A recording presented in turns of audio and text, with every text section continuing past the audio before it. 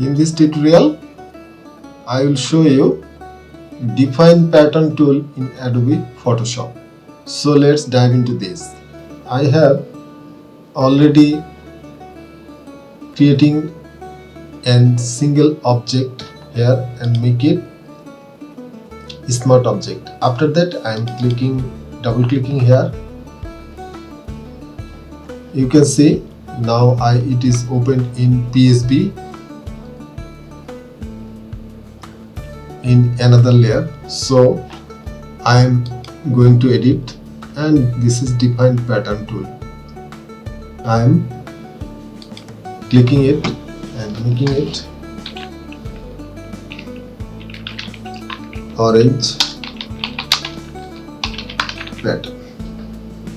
So I am now creating this pattern which named is orange pattern, and I am executing it. After that, I am deleting this, and also I am turned off this layer and going to this layer. So now I am going to edit fill.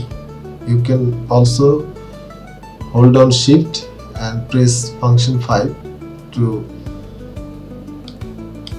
come here. So after come here, I am going to pattern, and you can see here is my tool. This is orange pattern.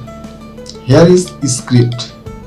You can see you can brick fill, you can make it cross wave. You can see brick fill, then you can see here is the brick fill option, and you can make it this type, make it this type. You can increase or decreasing the spacing. Actually, you should explore these options. So I am cancelling it and making it, pressing shift holding down 5. I am making it random fill actually, and make it okay. After that, I am